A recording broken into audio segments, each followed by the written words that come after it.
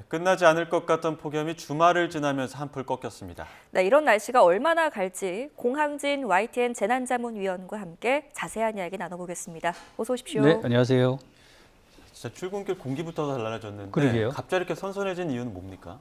한마디로 말씀드리면 그 이중열돔이라고 우리가 얘기했던 그 뜨거운 공기들이 조금씩 달라지고 있어요. 그래서 상층 공기는 좀 남쪽으로 이동을 했고요. 그러니까 이중열돔이 무너졌고, 예. 이제 하층에 덮고 있던 더운 공기도 약간 북쪽으로 약간 이동을 좀 하는 것 같아요. 예. 그러니까 우리나라에 덮고 있던 날씨, 우리나라 극한 폭염을 가져왔던 날씨 축이 두 개잖아요. 네. 하나 뜨거운 거고 습기가 많은 거. 근데 뜨거운 것과 습기 많은 게 두 개가 다 해소가 된 거죠. 그러니까 북쪽에서 공기가 내려와서 북쪽 공기라는 게 상대적으로 남쪽 공기보다는 차고 예. 또 좀 건조하거든요. 그러니까 푹푹 찐다는 표현보다는 그냥 한낮에 뜨거운 정도, 뭐 이 정도로 견딜 만한 그런 날씨가 이어지고 있는 셈이라서 아마 우리가 지난주를 되짚어 보면 사실은 한 4월 7일까지만 해도 서울의 하남이 40.8도까지 올라갔잖아요. 예. 그러니까 그렇게 뜨거웠던 공기가 한 지금 34도 정도 떨어지면 한 5도 정도 떨어지는 건데 이렇게 떨어지니까 느끼는 습도도 낮아지고 기온도 낮아지고 그러니까 좀 쾌적하다는 느낌을 좀 받는 것 같아요. 네, 말씀하신 것처럼 기온만 보면 시원하다고 할 수는 없는 기온인데 네. 이제 워낙 몇 주간 너무 더웠다 그렇죠. 보니까 너무 뜨거웠죠. 상대적으로 시원하다라고까지 느껴지는 것 같습니다. 그렇다면 지금 이 극심했던 더위가 이제는 좀 한풀 꺾였다 이렇게 봐도 되는 걸까요? 그러니까 극한 폭염이라고 얘기했던 40도를 넘는 그런 더위는 아마도 좀 어렵지 않을까 그렇게 생각을 합니다. 왜냐하면 이제 전체적으로 계절이 좀 가을로 가고 있죠. 이렇게 예. 태양의 고도가 좀 떨어지고 있고, 그다음 낮의 길이도 조금씩 짧아지고 있잖아요. 그만큼 이제 열이 쌓일 수 있는 어떤 확률적으로 열이 쌓일 수 있는 것이 조금씩 낮아진다고 볼 수가 있는데, 다만 아주 완전하게 마음을 놓기는 좀 이른 것 같아요. 왜냐면 일단 지금 예보를 잠깐 보면은요, 예. 서울 지방의 경우에 이제 내일까지는 33도에 기온도 조금 높은, 아침 기온도 조금 높은 상태고, 수요일과 목요일 날은 열대가 없다는 예보가 나와 있어요. 그러니까 목요일까지는 열대 없이 좀 지낼 수 있을 것 같은 그런 기대감을 갖게 하는데, 그 이후에는 다시 기온이 아침 기온이 좀 올라가고, 그래서 26도까지 다음 주말엔 26도까지 예보가 나와 있는데, 그 이유는 지금 영향을 주고 있는 건조하고 찬 북쪽 공기가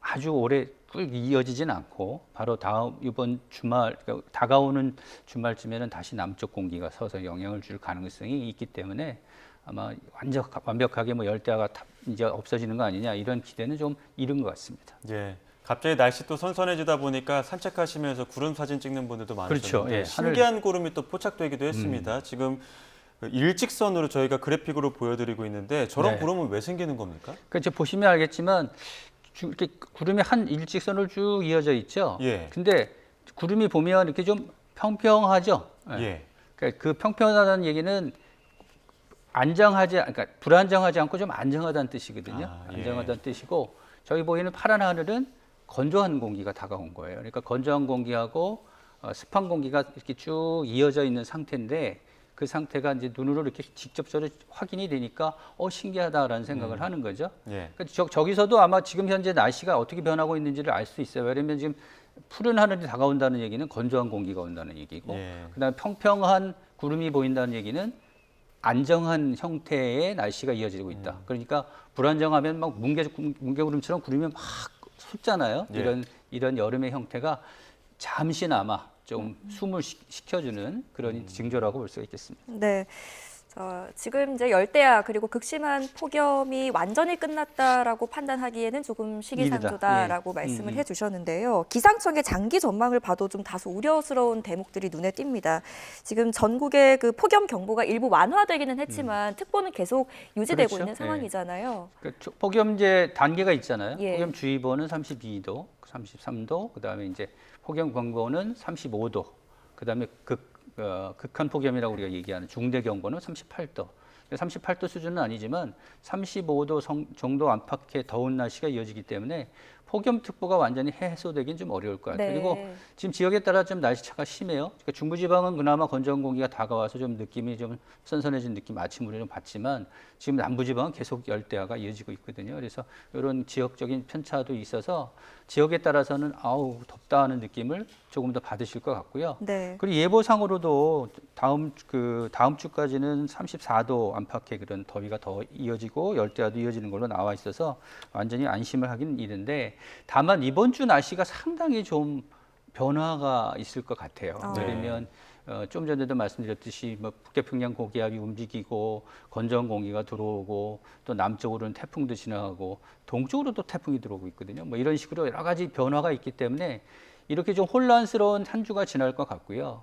그러면 이 주가 지난 다음 주쯤 되면 또다시 이제 조금 남쪽에 있는 더운 공기가 올라오면서 전형적인 그 8월 중순 이후의 날씨가 또 펼쳐질 가능성이 높습니다. 근데 그 얘기는 한마디로 말씀드리면 뭐냐면 더위가 앞으로도 더 이어질 가능성이 크다 이렇게 보는 거죠. 네, 뭐 현재 더위도 더위지만 기상청에서 지금 내놓고 있는 분석 전망들을 보니까 앞으로의 여름이 훨씬 더 길어질 것이다. 앞으로의 여름은 그리고 더 뜨거워질 것이다. 이런 전망이 있던데 어떻게 보세요? 실질적으로 이제 통계가 그런 걸 이제 뒷받침해주고 있거든요. 네. 그래서 보통 이제 여름의 시작을 우리가 가을의 시작을 이제 살펴보면 과거 30년 그러니까 꽤 오래전 한 50년 전이라고 따져 보면 가을이 시작이 이제 9월 17일 정도에 시작했다 이렇게 통계적으로 나와 있는데 최근으로 따져 보면 이게 9월 29일로 확 뒤로 늦춰져요. 그러니까 물론 이제 9월 들어가면 좀 선선한 느낌은 받지만 통계적으로 가을이라고 판단될 수 있는 기준을 따져봤더니 이거 10월 가까이 돼야 가을이 시작하는 거 아니냐 이런 식으로 생각을 하는 거겠죠.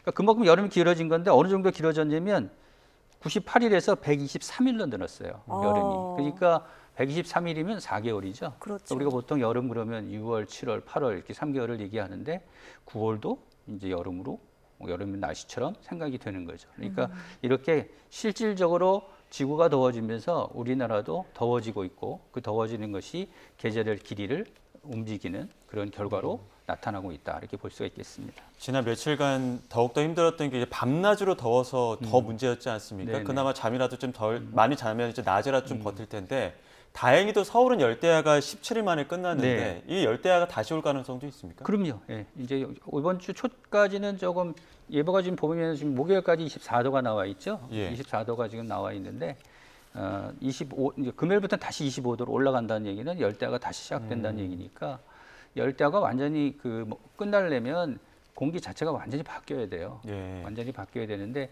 좀 전에도 얘기했듯이 우리가 계절이 길어지면서 가을 공기가 완전히 다가서는 시기가 점점 늦춰지고 있잖아요. 그러니까 아마도 열대야는 9월 초까지도 이어질 가능성이 있고 다만 이제 그러니까 우리가 지금 경험했던 한 열흘에서 보름 정도의 날씨와는 좀 차이가 있는 것이 예. 지금까지 겪었던 폭염은 사정을 봐주지 않는 폭염이라고 볼 수 예. 있잖아요. 뭐 하루 종일 뜨겁고 뭐 이런. 근데 앞으로 다가오는 날씨는 중간중간에 비가 올 가능성도 있고요. 그래서 기온이 잠시라도 내려갈 가능성은 있다. 다만 전체적인 것으로 볼 때 33, 4도의 더위 그리고 밤에 25도를 웃도는 열대야는 9월까지도 이어질 가능성이 있다. 이렇게 볼 수 있겠습니다. 네, 절기상으로 입추가 지났는데도 무더위가 이어지다 보니까 최근 온열 질환자 발생 그 추이에도 영향이 있다고 하더라고요. 얼마나 심각한 상황입니까?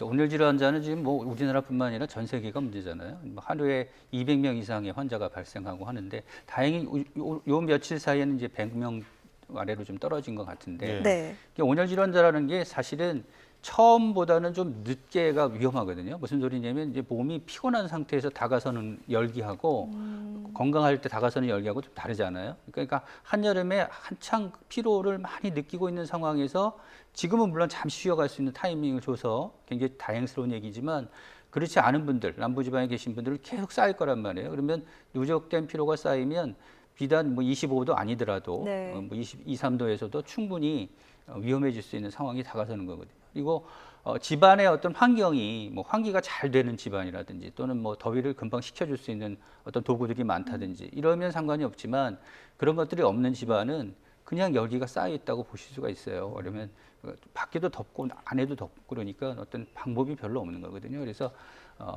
완전한 가을이 오기 전까지는 온열 질환에 걸릴 가능성이 있다. 그리고 특히 몸이 약하신 분들, 뭐 예. 면역 기능이 떨어졌다든지 하는 분들은 충분히 위험할 수 있다. 이런 위험한 생각들을 좀 하고 계시는 게 좋겠습니다. 태풍 이야기도 좀 해보겠습니다. 13호 태풍 돌핀 지금 중국 남동부에 상륙을 했는데 상륙했죠. 피해가 상당한 것 같더라고요. 그렇죠. 예, 13호 태풍이 생각보다 강하게 들어갔어요. 예. 그러니까 강도가 5 굉장히 강한 태풍이었는데 또 지나다 강도 3으로 좀 줄었거든요. 그래서 좀 뭐 줄은 거 보다 그랬는데 그 강도를 유지하면서 들어갔거든요. 그러니까 막 기차를 막 넘어뜨릴 정도의 강한 바람을 갖고 연안에 들어갔기 때문에 지금 내륙으로 상륙해서 들어가고 있는데도 아직 태풍으로서의 힘을 놓지 않고 있어요. 예. 그러니까 그 얘기는 뭐냐면 워낙 강하게 들어갔기 때문에 예. 그래서 아마 중국에서는 좀 큰 피해가 있을 것으로 예상이 되는데 다행히 이제 이 태풍이 중국으로 들어가면서 우리나라의 남부지방에는 간접적인 영향을 좀 받았거든요. 그래서 비도 좀 내렸고 그러니까 동쪽으로 강한 바람이 불어오면서 동쪽에도 많은 비가 왔어요. 한 100mm 안팎의 비가 와서 동해안 쪽에는 조금 한숨을 돌렸는데 문제는 지금 가뭄이 심각한 영남 지방인데 영남 부산은 지금 비가 이번에도 많이 안 왔어요. 그래서 좀 걱정이 큰 상황입니다. 네, 알겠습니다. 자, 잠시 지금 속보가 들어와서요. 이거 먼저 전해드리겠습니다. 지금 현재 우리 증시 상황이 또 급 변동성을 보이고 있습니다. 코스닥이 급등하면서 매수 사이드카가 발동됐다는 소식이 들어왔는데요. 저희가 조금 전에 전해드렸듯이 코스닥이 1.1% 오른 808로 출발을 했고요.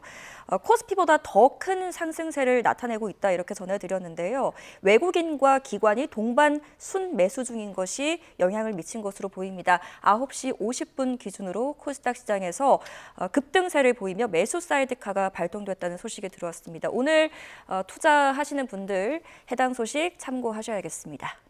네, 저희는 날씨 이야기 계속해서 이어가도록 하겠습니다. 13호 태풍 돌핀 이야기를 했었는데 지금 돌핀이 중국 남동부로 들어가긴 했습니다만 제주 지역에는 결항도 있지 않습니까? 네네. 이 지역으로 간접적인 영향은 어느 정도 좀 예상해 볼 수 있을까요? 바람이 아직 남아 있어요. 그래서 바람이 완전히 잠잠해질 때까지 오늘까지는 강한 바람이 불고 또 바람 때문에 이제 바다의 풍랑도 높거든요. 그래서 풍랑주의보도 나와 있는 상태고 너울도 또 문제가 되고 있어요. 남해안과 서해안 쪽으로는 너울, 해상, 높은 파도 이런 것들을 좀 생각을 하셔야 되겠고요. 네. 그다음에 태풍이 또 이 13호 태풍 말고 15호, 16호 태풍이 막 이어지고 예. 있어요. 그래서 15호 태풍은 물론 지금 아직은 일본 좀 동쪽 먼 바다에 있지만 이 태풍도 좀 특이하게 굉장히 북쪽으로 지금 진행을 하고 있어요. 그래서 일본을 관통해서 우리나라 동해로 나올 것으로 예상이 되거든요. 예. 근데 이제 동해로 나오게 되면 좀 약해져요. 그래서 태풍으로서의 힘은 좀 약해지는데 다만 동해로 나온 다음에 비구름들이 조금 우리나라에 영향을 줄 가능성은 있습니다. 그래서 14일쯤에 우리나라 지금 비가 예보되어 있는 상황인데 서울보다는 이제 태풍에 가까운 동쪽과 남쪽에 비가 좀 예보되어 있는데 그리고 이제 15호 태풍 말고 또 16호 태풍이 있습니다. 16호 태풍은 사실 우리가 이제 신경을 크게 쓰지 않아도 되는 것이 일본 남쪽에서 생겨서 그냥 동쪽으로 이동을 해요. 그러니까 지금 태풍을 보면요. 태풍이 전형적으로 가지고 가는 진로가 아니에요. 원래는 태풍이 남쪽에서 올라와서 이렇게 휘어서 우리나라 쪽이나 뭐 중국으로 가잖아요. 예. 근데 지금 15호 태풍 북쪽으로 이렇게 막 진행을 하고 있고요. 그다음에 16호 태풍은 서진을 안 하고 동진을 하고 있어요. 예. 그러니까 물론 이제 태풍끼리 서로 이렇게 연결이 돼서 영향을 주고 받는다고 생각하지만 그러니까 전체적으로 우리나라를 둘러싼 대기가 평소에 보지 못했던 대기 형태를 갖고 있다. 그래서 굉장히 혼란스러운데 이것이 좀 마무리되는 시기가 8월 하순쯤에는 좀 변화가 있을 것 같아요. 예전의 날씨로 돌아갈 가능성이 있어서 우리가 올 여름 더위가 이제 끝났다라고 얘기 못하는 이유가 바로 이렇게 8월 하순에 시스템이 다시 정상화되면 이제 더운 공기들이 계속 영향을 주겠죠. 그러면 작년에도 우리가 늦더위 경험했잖아요. 그러니까 늦게까지 더울 가능성이 있기 때문에 태풍이 흔들어 놓긴 했지만 완전히 흔들어 놓진 못한 것 같고요. 그래서 아무튼 현재 우리나라 주변을 둘러싸는 공기들이 좀 심상치가 않다. 그러니까 가능하면 항상 최신의 그런 기상 정보를 확인하시는 것이 가장 좋을 것 같습니다. 네, 이 태풍이라는 게 이제 바다의 그 열 에너지를 머금으면서 세력을 키우지 않습니까? 지금 바다의 그 온도도 굉장히 높은 상황이다 보니까 그래서 이 태풍이 지금 연이어서 발생하고 있고 그렇죠. 또 그게 기압계를 흔드는 어떤 변수로 작용하기도 할까요? 태풍이 이제 생기려면 사실은 뜨거운 바다가 있어야 예. 됩니다. 그래서 이제 우리나라 남쪽의 바다가 굉장히 뜨거웠어요. 지금 네. 이제 일본 남쪽 바다가 열의 어떤 핵심, 그러니까 가장 뜨거운 지역, 핫 플레이스라고 볼 수 있을 정도의 그런 열을 갖고 있었는데 다행히 이제 13호 태풍이 길게 그 남쪽을 지나면서 비도 좀 뿌리고 태풍이 지나면 바다를 섞어놔요. 네. 그러면 이제 아래에 있는 그 해수가 올라오거든요. 그래서 좀 낮아지고 뭐 이렇게 해서 현재는 좀 해수면 온도가 좀 낮아진 상태예요. 다만 우리나라 주변에, 우리나라 특히 서해의 경우에는 열이 쌓일 대로 쌓여가지고 평년보다 한 4도 정도 높은 지역도 있습니다. 그래서 만약에 태풍이 정말 서쪽으로 오게 되면 위험한 상황이 될 수 있는데, 그래서 조금 변화하긴 하지만 현재 우리나라 남쪽의 그 해수면 온도는 조금씩 낮아지는 추세여서 16호 태풍 이후에 태풍이 바로 밑에서 발생할 가능성은 그렇게 많지 않은 것 같은데, 다만 아까도 말씀드렸듯이 8월 하순에 이제 정상으로 돌아오면 네. 그때 이제 정말 태풍이 우리나라에 다가설 수 있는 길이 열릴 수도 있거든요. 그렇게 되면 8월 말, 9월, 10월 초까지 태풍이 영향을 줄 수 있는 가능성은 열려 있는 상태이기 때문에 보통 우리나라에 태풍이 영향을 주는 게 1년에 한 두세 개 정도 영향을 주는데, 올해는 이제 지난번에 한번 영향을 줬고 간접적 영향이긴 하지만 예. 그래서 태풍이 앞으로도 충분히 우리나라에 영향을 줄 수 있다는 걸 좀 생각을 좀 하셨으면 좋겠습니다. 가뭄 이야기도 좀 해보겠습니다. 네네네. 지금 남부 지역 가뭄 워낙 심하다 보니까 그러게요. 태풍이라도 좀 스쳐갔으면 하는 분들도 있더라고요. 보통의 경우에 이제 뭐 효자 태풍이라는 표현을 하는데 좀 조금 예. 맞지 않는 표현이긴 해요. 왜냐면 태풍이 가져오는 게 꼭 비만 아니라 뭐 강한 바람도 예. 오고 해서 피해도 오기 때문에, 다만 그 태풍이 올라오면서 폭염이 꺾이거나 또는 가뭄을 해소시켜준 사례가 있기 때문에 그래서 예. 태풍을 기대하는 그런 마음도 있는 것 같은데, 가뭄이 좀 심각합니다. 지금 현재 이제 가뭄 상태를 좀 봤더니 올 강수량만 놓고 보면 수도권은 한 72% 정도 되고 부산과 경남은 한 56% 정도 돼요. 뭐 그럼 이 정도면 견딜 수 있는 수준이 아닌가 싶은데, 사실은 최근에 비가 많이 내려야 될 때 비가 안 왔어요. 그래서 최근 두 달만 보면 부산 경남의 강수량이 평년에 한 24.4%밖에 안 되고요. 한 달로 주표 보면 부산 경남에 내릴 비의 양의 6%밖에 안 왔어요. 그러니까 그만큼 우리나라는 여름철에 비가 제일 많잖아요. 그러니까 예. 여름 세 달에 내리는 비가 1년에 뭐 비 한 4분의 3 정도를 차지하는데, 그래서 여름엔 비가 와줘야 되거든요. 그러니까 여름엔 비가 와줘야 되는데 이렇게 여름에 비가 안 오고 있다는 거는 굉장히 큰 일이고요. 그래서 지금 다목적 댐들도 지금 15% 정도까지 수준이 떨어져 있는, 용수 공급을 제대로 못하는 그런 상태에 이르는 곳들이 있습니다. 그래서 특히 낙동강 수계가 좀 심각한데, 앞으로도 강한 비가 한 뭐 200mm가 넘는 비가 내리기 전까지는 이런 심각한 가뭄이 더 이어질 것으로 보이고, 지금 예보상으로도 특별하게 많은 비가 올 것 같다는 지금 예보가 없거든요. 그래서 더욱더 걱정되는 상황입니다. 네, 말씀해 주신 것처럼 한쪽에서는 비가 너무 와서 날리고 한쪽에서는 비가 너무 안 와서 날리고 이 한반도 안에서 이렇게 극과 극의 날씨를 보이고 있는데 7월에는 남북을 기준으로 해서 폭염, 가뭄이 있었고요. 8월에는 동서로 이렇게 나뉘었는데 왜 이런 현상이 나타나는 거예요? 우리나라가 좀 독특한 위치에 놓여 네. 있어요, 사실은. 그러니까 지금 일본 앞에는 커다란 바다가 있죠. 그다음에 중국에는 또 커다란 대륙이 있죠. 그러니까 대륙에 있는 공기가 영향을 주는 범위, 그다음에 큰 바다가 영향을 주는 범위, 이런 범위에 가까이 있는 나라들은 좀 난데 네. 우리는 가운데 있잖아요. 아, 그리고 또 북쪽에서 찬 공기가 내려올 때 그 중심이 우리나라 쪽으로 올 수 있고 중국의 동해안 쪽으로 올 수도 있고 일본 쪽으로 올 수도 있거든요. 그러니까 지난 한 일주일 전만 해도 왜 일본은 시원한데 왜 여기는 덥다 막 이런 얘기를 했잖아요. 근데 예. 그만큼 동쪽으로 내려오는 그 공기의 축이 일본 쪽으로 좀 기울어졌기 때문에 그렇거든요. 그러니까 우리나라가 놓고 보면 동서 길이가 그렇게 길지 않죠. 그렇죠. 그러니까 지형적으로 보면 우리나라에 조금이라도 이런 영향을 주는 요소들이 비껴가면 그것이 또 공교롭게도 경계가 뭐 동서로 걸린다든지 남북으로 걸린다든지 하면 날씨의 변화가 크게 나타나는 것이죠. 그래서 그런 변화를 좀 볼 수 있습니다. 자, 지난 주말, 그러니까 어제만 봐도 동해 쪽으로는 비가 너무 많이 왔고 물난리가 났고요. 또 중부지방은 너무 폭염이었고 남부지방으로는 말씀하신 가뭄, 그러니까 복합적인 재난이 한꺼번에 이루어진다는 네. 말이죠. 이거 어떻게 좀 대응을 해야 됩니까? 그 이제 전 세계가 지금 제일 걱정하고 있는 게 바로 그 복합 재난입니다. 그러니까 예전에는 왜 이제 비가 오면 식고, 그죠? 비가 예. 오면 식고, 그럼 폭염은 없어지지 않느냐. 이제 지난번에부터 폭염도 있는데 폭우도 내리는 상황이 이어지잖아요. 또 가뭄도 그래요. 비가 많이 오면 분명히 가뭄이 해소될 것 같지만 좀 전에 얘기했듯이 작년에는 강릉이 가물었잖아요. 예. 식수도 뭐 끊겨가지고 걱정을 많이 했고, 근데 올해는 또 영남이 가문단 말이죠. 이렇게 복합 재난이 오는 형태는 앞으로도 더 심해질 가능성이 있습니다. 그리고 특히 이제 더워지면 그 토양이 바짝 마르는 현상도 생기고요. 그래서 이제 산불로도 이어지고 있고, 그러니까 전 세계가 폭염에, 화재에, 뭐 가뭄에 굉장히 심각하잖아요. 근데 예. 이 심각한 영향이 단순한 뭐 생태계 위협 정도로 끝나면 상관이 없지만 이것이 식량으로 연결되면 문제가 달라집니다. 그러니까 예를 들어서 먹고 사는 게 해결이 안 되게 되면 전 세계가 그걸로 인해서 큰 혼란에 빠질 가능성도 있거든요.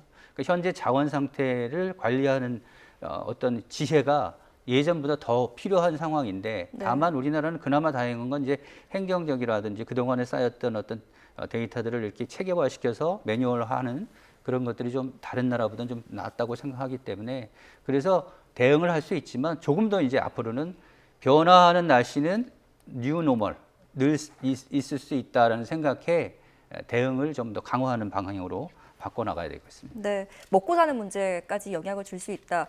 실제로 지금 우리 먹거리 그 밥상 물가에도 직접적인 영향을 미치고 있는 것 같습니다. 농산물뿐만이 아니고 지금 바다 온도까지도 오르고 있다 보니까 수산물에도 지금 히트플레이션 걱정해야 되는 상황입니다.